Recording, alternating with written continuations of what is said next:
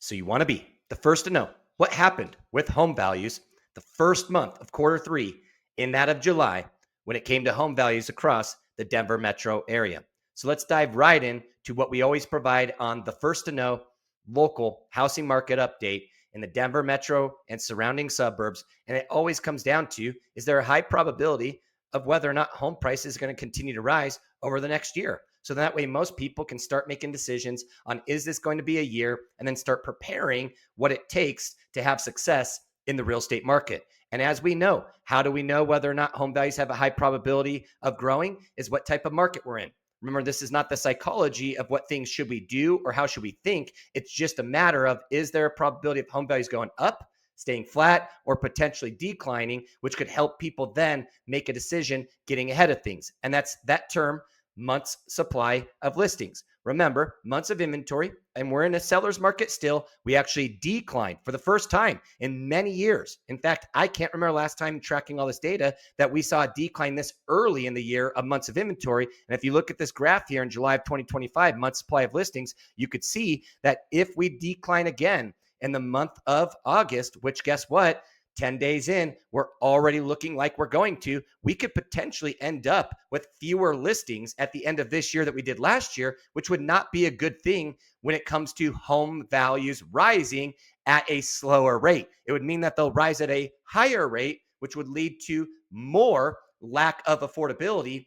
So for most people, this is a great time to get in the market and take advantage when there is more available inventory. So remember, anything under 5 months of inventory is continuing a seller's market. It doesn't mean you should be selling. What it just means is there's a high probability of home values rising. Remember, this supply that we're really striving to get to here in Colorado is most likely somewhere around 4.5, 5.5, and hovering there for a while and making it very equal for many years, all right, between buyers and sellers just transact. The problem is we're living so much in past history. We're living in this crazy change that happened in the first 2 quarters of this year with rise of inventory. So until we get out of these transition markets that people have never experienced, like COVID, where home prices were growing 10%, 20% year over year, is that we're stuck living in the past. So thank you for your time today, being with me in the present. And as you know, what I always do is go on the line with the top experts, make sure you know we will predict the future, at least the short term for you. So then that way you have people of value that can help you make decisions.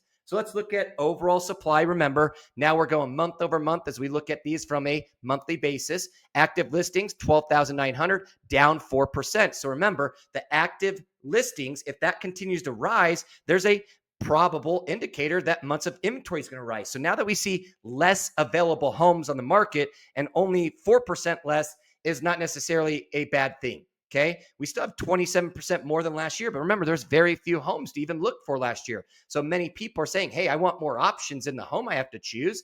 This is a good thing to have inventory. But you can see new listings was all the way down to 5,000. So we had almost 10% less new listings come to market. And if you remember back in June, that number was actually, I believe, when I look at the data, down 20%. So in just 2 months, we've had accumulation of almost 25%, all right, less people selling their property. Now, this is always normal.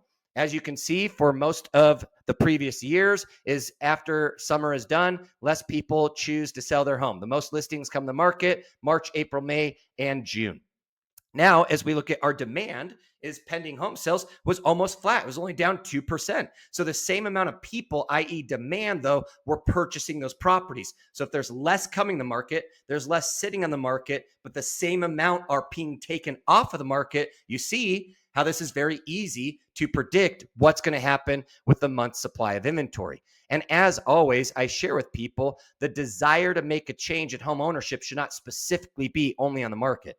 The best time to buy, sell, or invest is when you're ready for a life change. There's other factors that are more important than just the dollar, but I understand how much the dollar impacts everybody's pocket and their lifestyle.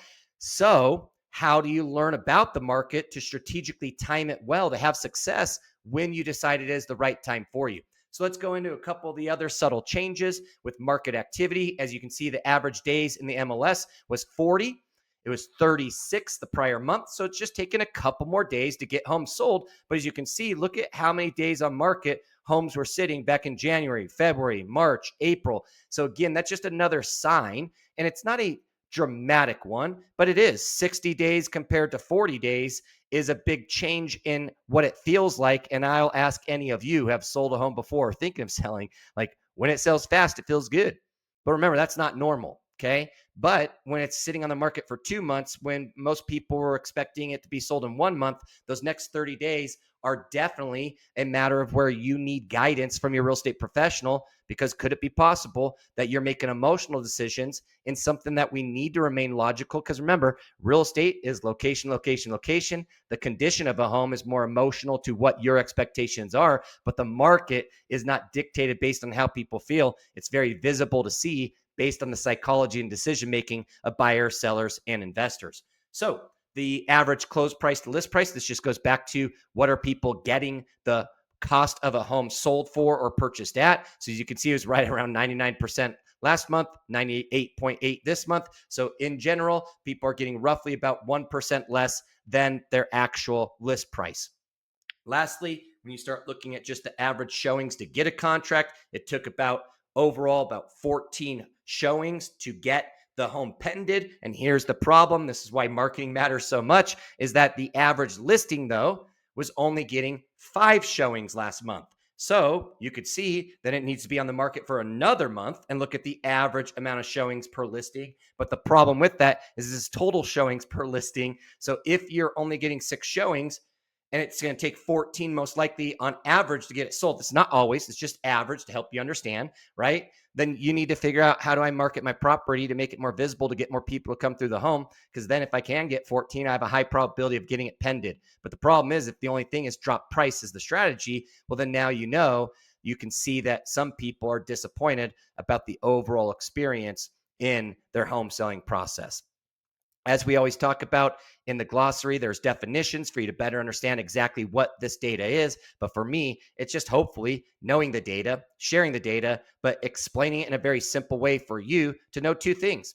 Our home value is going to continue to rise. And right now, there's a high probability in Colorado, Denver Metro that answer is yes.